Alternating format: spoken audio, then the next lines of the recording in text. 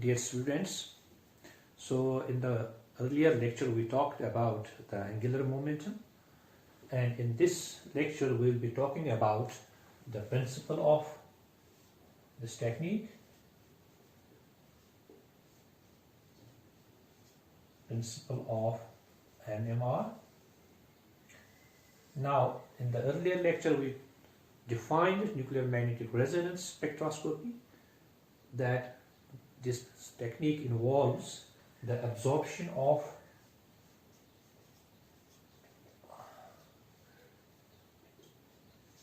radio frequency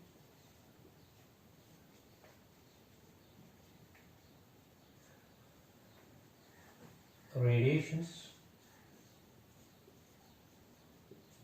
by nuclei of various elements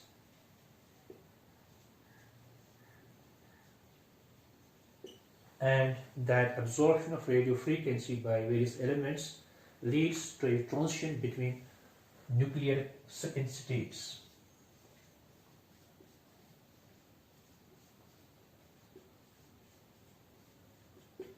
And in an NMR experiment, we record the absorption of radio frequency by virtue of such transitions.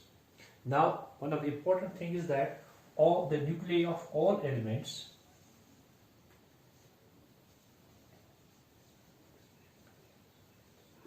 do not possess necessarily a net spin, and such elements whose nuclei do not possess a net spin, and we write it that their spin constant I is equal to 0, such nuclei do not absorb the radio frequency and are not relevant to NMR spectroscopy. Now it depends on if all the protons and neutrons, we know that the protons and neutrons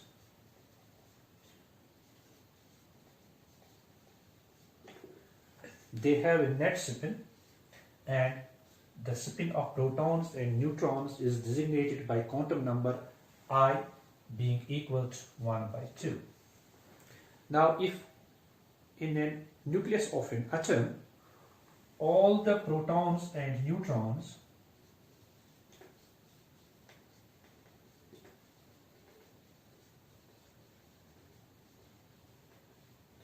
have paired spins, that means their spins are paired in an antiparallel manner,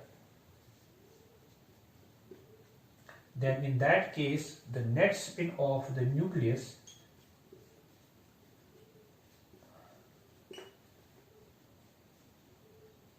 that will be equal to 0. Now if in a nucleus of an atom there is either one proton or various protons, proton or and neutrons have unpaired spin, then in that case the I value for the nucleus as a whole will not be equal to 0, and such nuclei they are called magnetic nuclei. For example, if we take the example of carbon 12, now carbon 12 isotope of carbon, it has the spin of all the protons and neutrons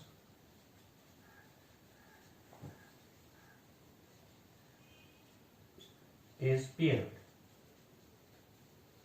So in that case, this isotope of carbon, its I value will be equal to 0. That means the nucleus of carbon 12 isotope, it will not possess a net spin because all the spin of all the protons and spin of all the neutrons is paired in such a nucleus, and I value is equal to 0. Therefore, carbon 12 isotope, it is not relevant to NMR spectroscopy. Whereas if we take the hydrogen isotope, hydrogen 1 isotope of hydrogen, or we take the carbon 13 isotope of carbon, in both these nuclei of such atoms, there is a net unpaired spin.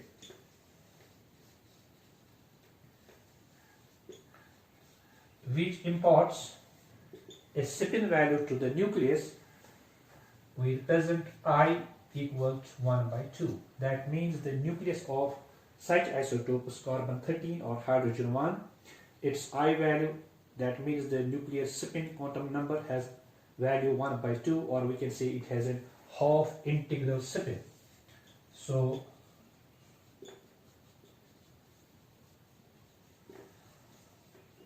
it is these type of nuclei which, when we irradiate with a radio frequency radiation, they absorb the radio frequency in the presence of an external magnetic field, and that absorption can lead to transition between the nuclear spin quantum states.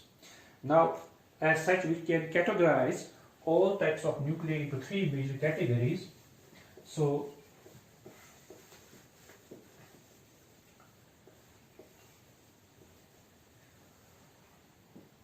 the first category is all those nuclei which have all those atoms which have odd mass number.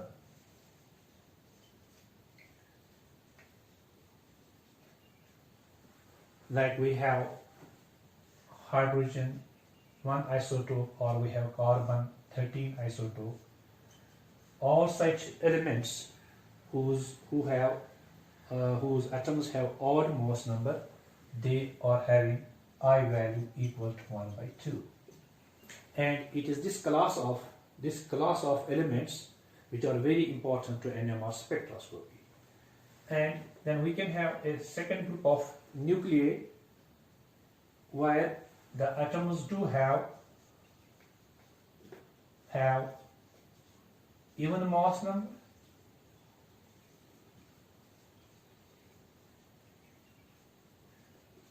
and even nuclear charge.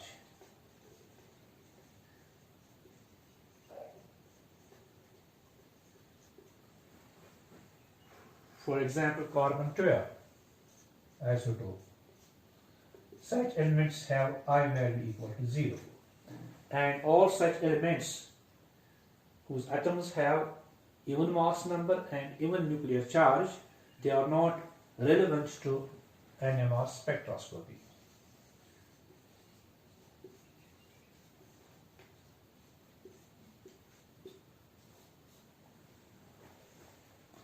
And then we are having a third category of the elements whose atoms have even mass number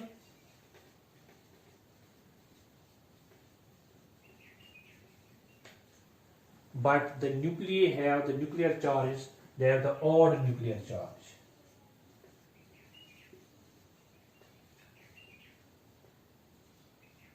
For example, we take nitrogen-14.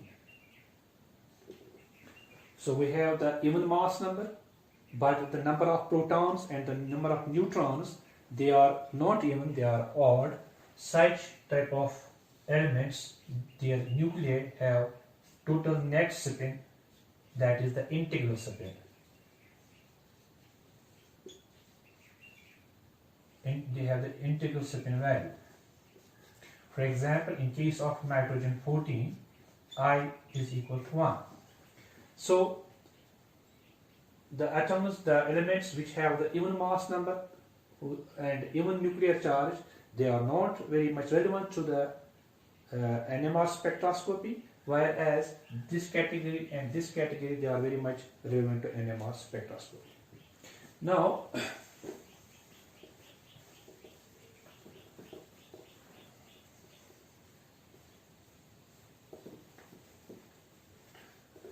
here onwards, we will focus our attention with respect to the hydrogen-1 isotope and the NMR spectroscopic technique, which involves the nuclei of hydrogen-1, that is commonly called as hydrogen-1 NMR spectroscopy.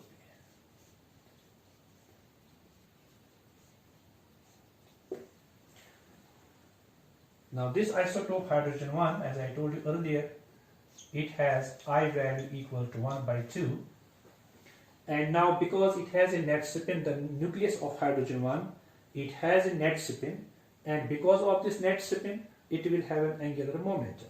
So for example, if we take the reference axis, so this is the reference axis, it is a z-axis, and if we have the nucleus, we can show it with this sketch. So this is a nucleus, and this nucleus, it is undergoing a motion like this, and if it is having a spin, so we can designate classically the spin having a like this, and then it may have an angular momentum which is represented by this vector. So this vector, it represents its angular momentum vector j, and its magnitude, as I told earlier in the previous lecture, its magnitude will depend on the quantum number I. So this will determine the magnitude of the angular momentum, and that magnitude will be equal to under root of I into I plus 1 h bar. And the z component of this angular momentum vector about this axis, this will be given by another quantum number, that is mi. So here the z component, it is magnitude, it will be mi h bar. Now since the hydrogen nucleus, it has a net spin I equal to 1 by 2, so it must be having angular momentum, and angular momentum is represented by j, and its magnitude is given as root of I into I plus 1 h bar. It is like a charged particle having a circular motion in a loop. It gives rise to a magnetic dipole. Similarly, when the nucleus has a spin motion, since it has an angular momentum plus it is a charged particle, it is supposed to give rise to a magnetic moment or a magnetic dipole. And this magnetic dipole, as I told in earlier lecture, is represented by mu, and it is a vector quantity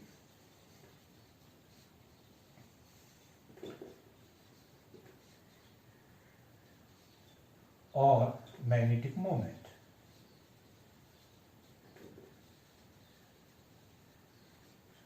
And it is given by this equation. It is the magnetic moment produced is directly proportional to the angular momentum, and its orientation is coincident with the angular momentum vector. And this constant, it is called gyromagnetic ratio.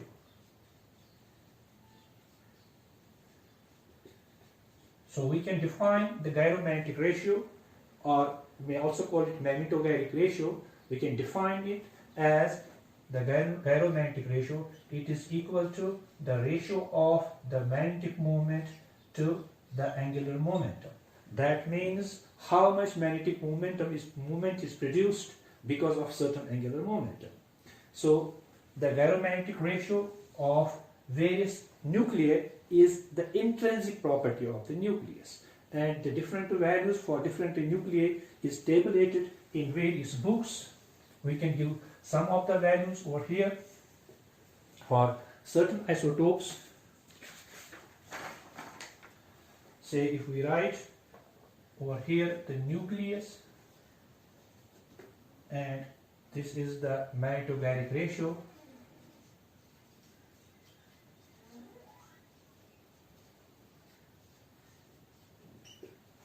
and the units are radian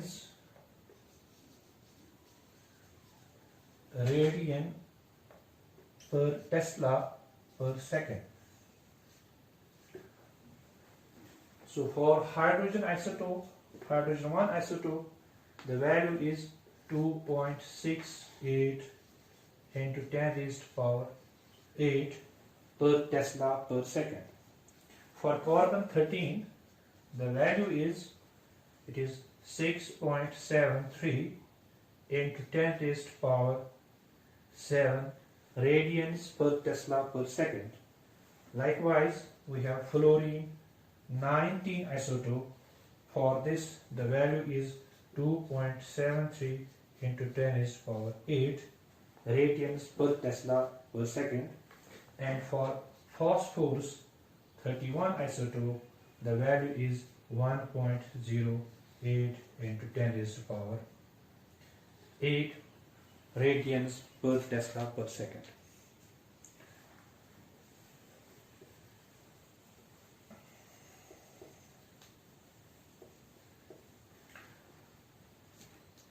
So we can have the magnetic moment. The magnetic moment can again be represented for the nucleus.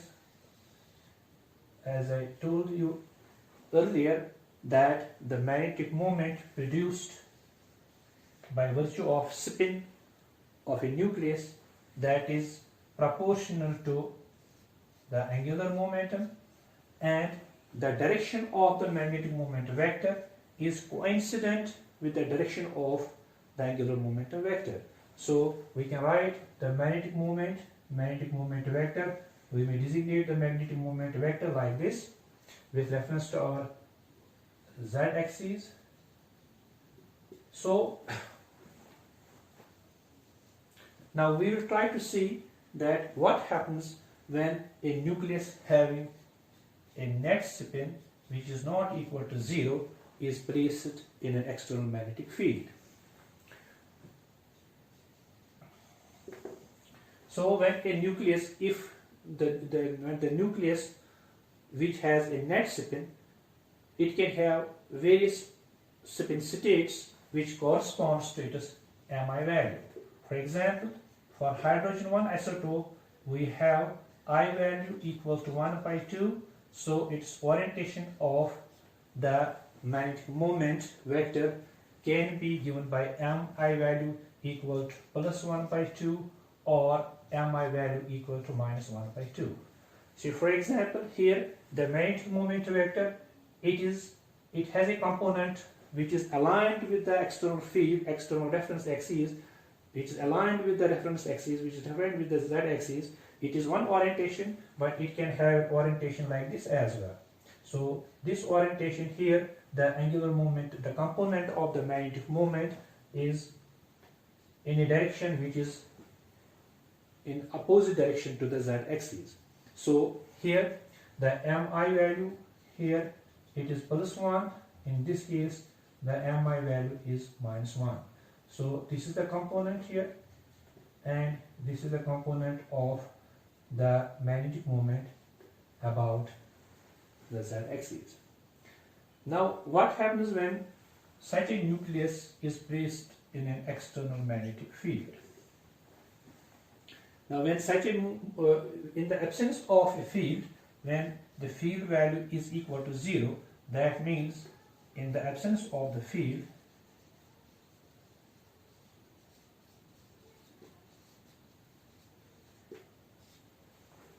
both these two orientations of the magnetic moment vector, whether the magnetic moment vector it is having this orientation or magnetic moment vector is having this orientation with reference to a z-axis vis-a-vis a reference axis, both these orientations, they are of the same energy.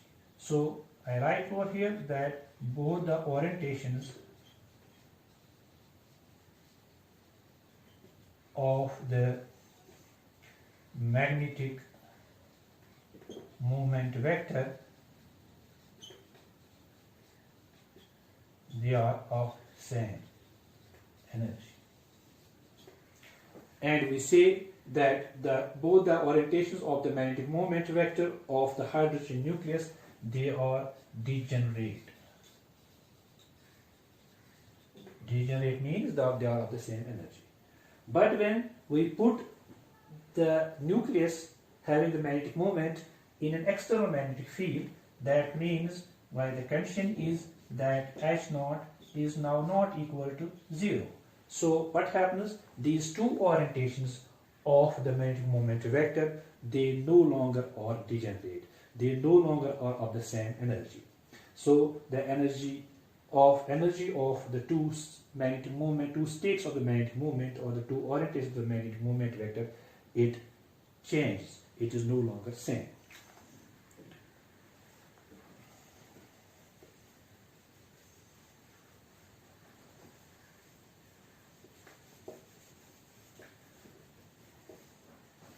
So now I place a field. This is the direction of the applied field, and I have two orientations of the magnetic moment vector given by this mi value. So I value equal to 1 by 2. It is mi value. It is equal to plus 1 by 2, or it is equal to minus 1 by 2. So one orientation of the magnetic moment vector, it is like this. So I designate it as, it is the magnetic moment vector, where it is mi value is equal to 1 by 2. And then I have the another orientation of the magnetic moment vector. So this is the magnetic moment vector, and its orientation corresponds to, it is mi value equal to minus 1 by 2. So what it does mean? It means that in this case the magnetic moment vector is aligned with the applied field, whereas in this case, where mi value is equal to minus 1 by 2, the orientation of the magnetic moment is such that it is opposing the external magnetic field. In the first case, the magnetic moment produced by the spin motion of the hydrogen nucleus, it augments or it reinforces the external magnetic field. Whereas in this state, in this orientation, the magnetic moment produced because of the spin of the nucleus, it is opposing the external magnetic field or minimizing the effect of external magnetic field. So if we draw an energy level diagram here, the energy level diagram like this. So this is the energy along an arbitrary axis. So if this is an arbitrary energy of the magnetic nucleus, when there is no field, so I can say that in this case where H0, that is the applied field, it is equal to 0. Then the two orientations of the magnetic moment of the nucleus, or two spin quantum states of the nucleus, one corresponding to mi value equal to plus 1 by 2 and the other corresponding to mi value equal to minus 1 by 2, they are having the same energy. So I can write over here, so mi value equal to plus 1 by 2 or minus 1 by 2. In the absence of the field, they are of the same energy. But when I put such a nucleus in the external magnetic field, then the applied field will interact with the magnetic moment and it will produce a torque, and that torque again can be given by the cross product of the magnetic moment vector and the applied field vector, and that torque will cause a precession of the magnetic moment vector about the applied field. So I can show that precessing here. So that will be like this. So this applied field, it will produce it will interact with the magnetic moment, and it will impart a torque on the magnetic moment vector, and this magnetic moment vector, it will start precessing about the applied field. In the same way, this is the same way if we have a bar magnet and that bar magnet is produced in a greater magnetic field, then the bar magnet will start precessing about the axis of the applied magnetic field. As we see in a compass needle when it is in a field, it starts precessing about the field orientation. So that is when the hydrogen nucleus with a magnetic moment is placed in an external magnetic field, the interaction energy or the potential energy of the nucleus, or we may say the interaction energy, will be given by the dot product of the magnetic moment vector and the applied field. So that we may write is equal to the mu applied field cos theta. So since theta is equal to 0, so the interaction energy becomes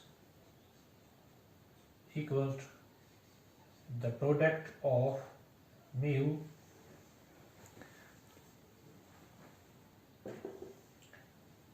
the product of mu and the applied field.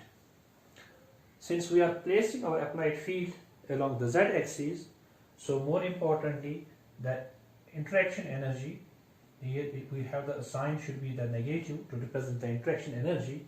So the interaction energy can be given as Mi is equal to minus mu z into h naught. So we know that mu z is equal to gamma mi h bar. So therefore the interaction energy in any quantum spin state or nuclear quantum state will be equal to negative sign, that is the sign of interaction, which must be towards lowering the energy, that's why my negative sign, gamma mi h bar into h naught. So this represents the interaction energy between the externally applied field and the magnetic moment of the nucleus, which arises by virtue of its spin. So for hydrogen type nucleus, we have I value equal to 1 by 2 and Mi can have two values. Mi can be equal to plus 1 by 2 or Mi can be equal to minus 1 by 2, representing the two orientation of the magnetic moment vector.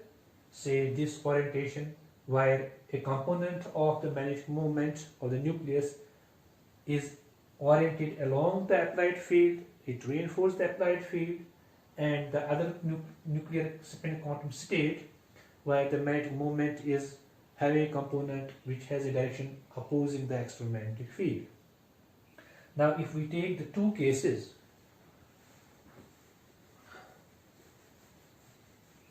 so for the first case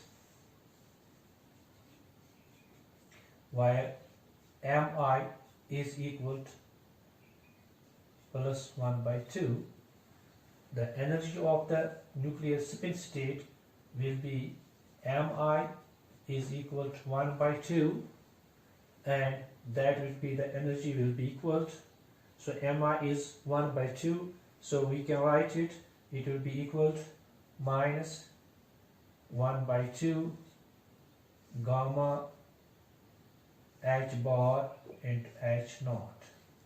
So that is the energy of a state.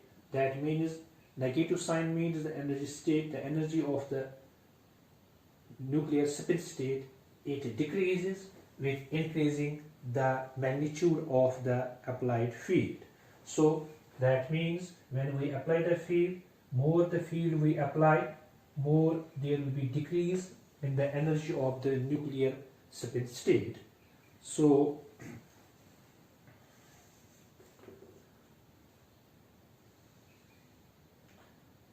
I can designate it like this. So here the magnetic field, it increases in this direction. More the magnetic field increases in magnitude, more the lowering of the nuclear spin state. So at this field strength, this will be the energy of the spin state like this, and for the other quantum state or other nuclear spin state which is designated by Mi value equal to minus 1 by 2, the energy, interaction energy or the potential energy will be equal to 1 by 2 Gyromagnetic ratio gamma h bar into h naught. That means the energy of the state, spin state, which is designated by Mi value equal to minus 1 by 2, that means this state where the magnetic moment is opposing the external magnetic field, the energy will rise as the field strength will rise. or the field strength will increase. So here the energy of this spin state, it will increase, and at this magnetic field corresponding to this magnetic field, this will be the energy of the nucleus state, nucleus spin state. So we have two nucleus spin states, one corresponding to mi value equal to plus 1 by 2, and here the energy of this spin state, it will be equal to minus 1 by 2 gamma h bar h naught, and this quantum state with mi value equal to minus 1 by 2, the energy of the state, it will be equal to 1 by 2 gamma h bar and into h naught. So in the absence of the field, when h naught was equal to 0, the two quantum spin states designated by mi value plus 1 by 2 and mi value minus 1 by 2, they were of the equal energy. So the two spin states were degenerate in terms of energy, they were having the same energy. But as soon as we put such a nucleus with net spin in an external magnetic field, then the two quantum states represented by two mi values, they no longer are of the same energy. That means, in simple words, we can say that application of the external magnetic field, it lifts or removes the degeneracy of the two nucleus spin states, and one nucleus spin state designated by mi value plus 1 by 2, it lowers in energy, whereas the other quantum state or the other spin state of the nucleus, which we represent by mi value minus 1 by 2, it raises in energy, and so we have two spin states of two different energies. And the difference between the two energies, this energy, it is equal to the energy of a radio frequency photon, and that we can designate by h nu naught. And if we have a suitable radio frequency photon and this energy h nu naught, the nucleus of the hydrogen nucleus, it will absorb the photon and it will have a transition from this spin state to this spin state. That means it can move from this spin state, where this spin state has this much of energy, and this spin state it has this energy. So it can move from, it can have a transition from this spin state corresponding to mi value 1 by 2 to mi value minus 1 by 2. And this photon of energy, it should be equal to the difference between the two energies, and that means the difference between the two energies, it is equal to h nu naught, and that is equal to difference between these two energy states, and that will be equal to gamma h bar h naught, or it will be equal to gamma h naught divided by 2 pi. So that is the energy difference, and this energy difference is equal to the energy of the photon, which causes the transition, and the photon is absorbed in this process, and this energy falls in the radio frequency region.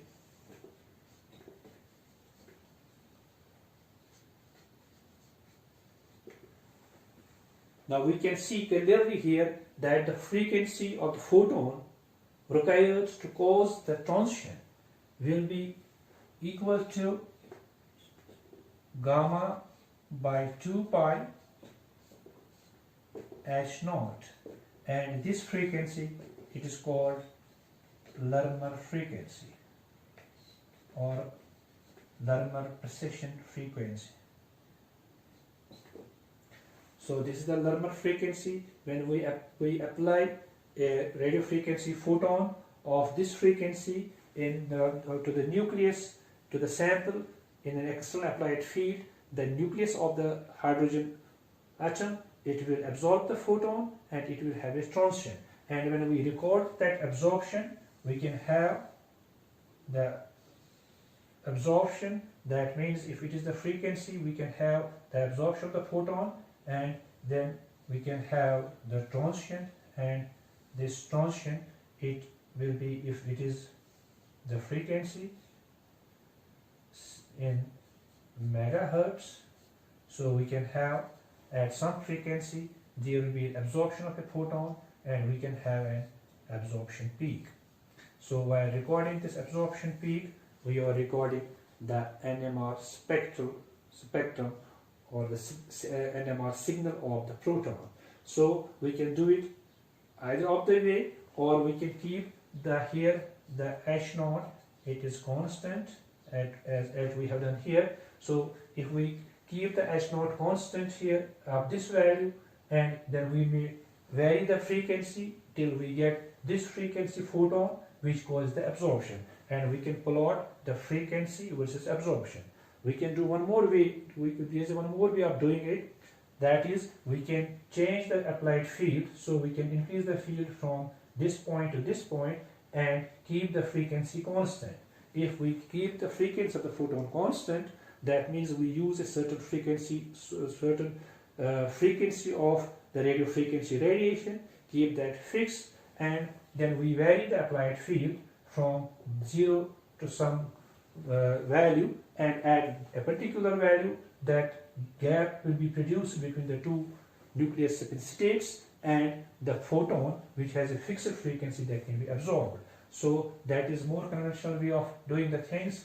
What we do, we take the field, increase the field, and at a certain field, what we have this absorption of the photon, and then we have the intensity that will depend on the number of photons which are in excess in the ground state as compared to the excited state. So the intensity of the peak, that means what will be the height of the peak, that will be the intensity. It will depend upon the difference in the population of two states, and that difference is very, very small of the limit of parts per million. That means it can be 30 parts per million, it can be 50 parts per million. That means if we take a million of protons, in a sample, on an average, 1 million protons are populating this state, then in this state there may be the protons populating this state may be less by 60 in 1 million protons. So that is the principle of nuclear magnetic resonance. That means when we say the principle that how the energy levels, they split in the external magnetic field, and how the photon is absorbed so that a resonance condition is established, and the photon absorption leads a transition from ground state to an excited state. Thank you very much for watching for this program, and in the next classes we will be having more lectures on NMR spectroscopy.